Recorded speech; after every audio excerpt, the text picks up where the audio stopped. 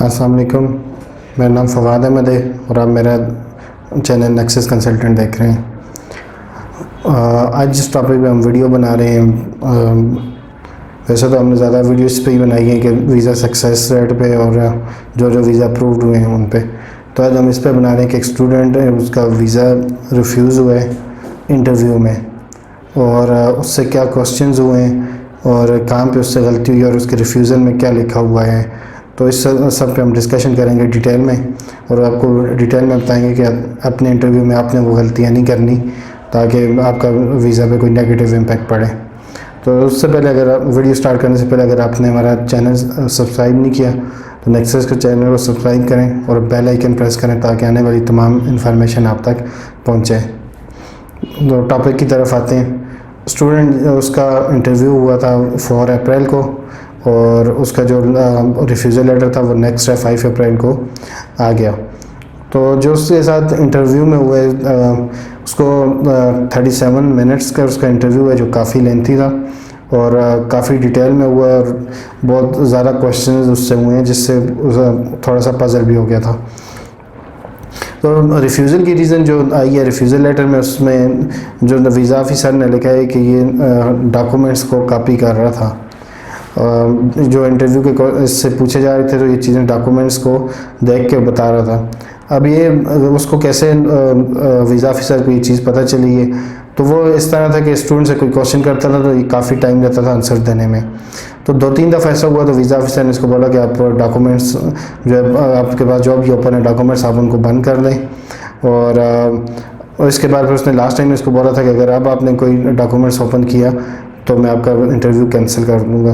तो स्टूडेंट से मिस्टेक ये होगी कि इसने वीज़ा ऑफिसर को बोल दिया कि मैं अब डॉक्यूमेंट नहीं ओपन करता। तो इसका मतलब कि वीज़ा ऑफिसर के माइंड में आ गया कि पहले इसने डॉक्यूमेंट्स ओपन किए हुए थे। अगर इसने किए हुए भी थे तो इसको ऐसा नहीं बोलना चाहिए था कि मैं अब नहीं करता, क्योंकि वहाँ पे कोई वीडियो कॉल नहीं थी, ऑडियो पे हो रहा था, और उसको ये बोल देता कि मैंने डॉक्यूमेंट्स नहीं ओपन किए हुए, और ये बोलने की ज़रूरत नहीं थी कि मैं अब नहीं करता। तो जो चीज़ इसके उसने डायरेक्ट रिफ्यूज़ल में भी यही चीज़ लिखी है, बहुत शार्ट सा रिफ्यूज़ल दी, और उसने यही लिखा है कि स्टूडेंट हेल्प ले रहा था अपने आंसर देने में डॉक्यूमेंट से। उसको अपने जो भी एजुकेशन प्रोवाइडर था उसके बारे में डिटेल नहीं पता थी, अपने जो फाइनेंशियल जो उसने डॉक्यूमेंट्स प्रोवाइड किए तो उसको डिटेल में वो नहीं बता सका, जिसकी वजह से मुझे ये लगता है कि ये सिर्फ ऑस्ट्रेलिया में इंटर होना चाहता है, जेन्युइन स्टूडेंट नहीं है, और ये वहाँ से वीज़ा लगने के बाद मतलब वहाँ जाके ये वापस नहीं आएगा। तो ये 2-3 बातें उसने उसमें लिखी हैं रिफ्यूज़ल में।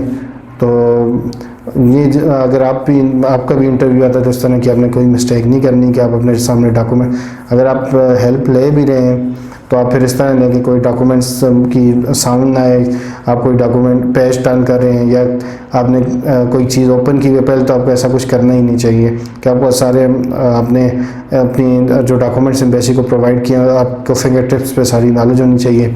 कोई क्वेश्चन आप उसका एकदम से आंसर दें तो इंटरव्यूअर भी उससे रिलैक्स रहेगा और वो आपका इंटरव्यू शार्ट करेगा, फिर ज़्यादा लेंथी नहीं करेगा।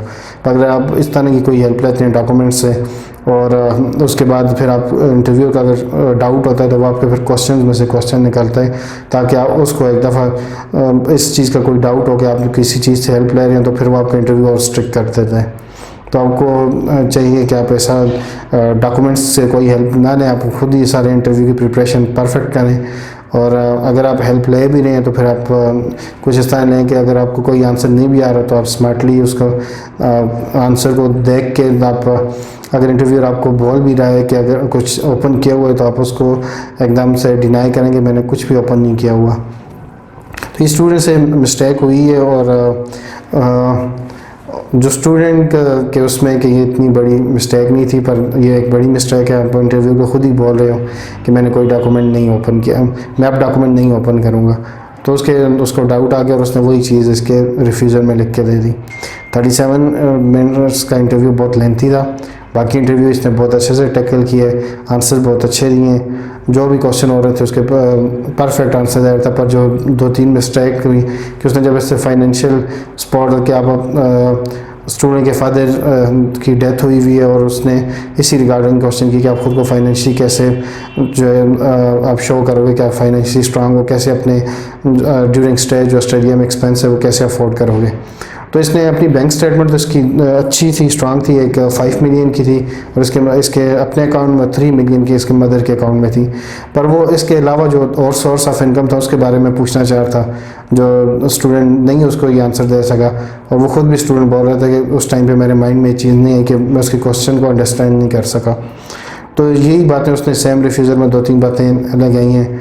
और अगर हम क्वेश्चंस की बात करेंगे इंटरव्यू में, इससे जो क्वेश्चन हुए वो उसने स्टार्ट में यही पूछा था कि आपने ऑस्ट्रेलिया क्यों चूज़ किया है, और दूसरे कंट्री यूके या कनाडा को इसने फिर एक्सप्लेन किया कि मैंने ऑस्ट्रेलिया इस रीज़न से चूज़ किया, स्टडी की वजह से, अच्छी इनकी क्वालिफ़िकेशन मतलब जो इनकी एजुकेशन है बहुत अच्छी है और एज़ कम्पेयर टू यूके और कनाडा के चीप भी है। और फिर उसने कॉलेज के बारे में पूछा कि आपका कॉलेज कौन कौन सी अदर फैसिलिटीज़ प्रोवाइड कर रहा है एजुकेशन के अलावा, और कौन कौन से कोर्सेज़ जो है वो प्रोवाइड कर रहे हैं। तो इन चीज़ों ये चीज़ इसने डिटेल में बताई। फिर उसने इसके कैरियर प्लान, फ्यूचर गोल्स के बारे में पूछा कि आप को ये डिग्री कैसे हेल्प करेगी और आप वापस स्टडी के बाद आपका क्या प्लान है, आप वापस आके आपने वापस आना है या उधर ही सेटल होना है। और फिर इमिग्रेशन हिस्ट्री कि आपने पहले कहीं विज़िट किया हुआ है या आपकी फैमिली ने कहीं विज़िट किया हुआ है इससे पहले। और फिर इसके फादर के बारे में क्वेश्चन हुए कि उनकी डेथ कैसे हुई, वो पुलिस में जो थे उन अब ड्यूटी पे थे तो वहाँ पे उनकी डेथ हुई थी। तो वही सारी चीज़ें उसने उसको बताई हैं। और जो ज़्यादा मसला जो इंटरव्यू में सिर्फ इसी वजह पे है कि उसको डॉक्यूमेंट्स पे डाउट हो गया कि इसने कुछ ओपन किए हुए हैं। बाकी इसने अपनी तरफ से काफ़ी इंटरव्यू जो और क्वेश्चन थे इसने बहुत अच्छे टैकल किए हैं।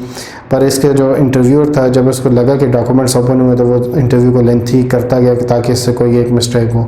तो उसने इसको इतना पजल किया कि 37 मिनट एक इंटरमीडिएट स्टूडेंट का इंटरव्यू जिसने पहले कभी कोई इंटरव्यू कंडक्ट नहीं किया हुआ तो उसके लिए टफ़ हो गया। टफ़ स्टूडेंट ने खुद बनाया भी है कि उसने इस तरह की कर दिया गलती कि उसके सामने बोल दिया कि मैं डॉक्यूमेंट नहीं ओपन करूँगा, तो एक नेगेटिव चला गया सारा। और जितना भी इसने बाकी आंसर्स थे उसने वीज़ा फीस जो इंटरव्यूअर था उसने उसको कंसिडर किया ही नहीं है, बस इन 2 बातों को उसने लेके और उनको उसने इसका रिफ्यूज़ल का रीज़न बना दिया। तो बाकी है कि स्टूडेंट स्टिल अभी अपने केस को हम इसको रिव्यू कर रहे हैं, हमारी जो टीम है सारी वो उसको चेक करके इंशाल्लाह दोबारा हम एम्बेसी में पुट कर देंगे और होपफुली इसका पॉजिटिव रिस्पांस आ जाएगा, क्योंकि रिफ्यूज़ल इतना स्ट्रांग नहीं लगा और डॉक्यूमेंट्स वगैरह SOP के रिगार्डिंग वो सारी चीज़ें इसकी क्लियर थी।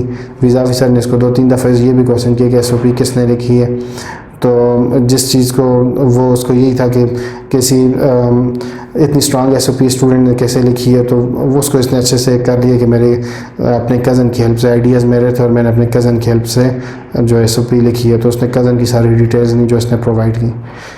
तो होप आपको काफ़ी सारी इन्फॉर्मेशन मिली होगी अपने इंटरव्यू की, आप भी प्रिपरेशन करें अगर आपके केस एम्बेसी में।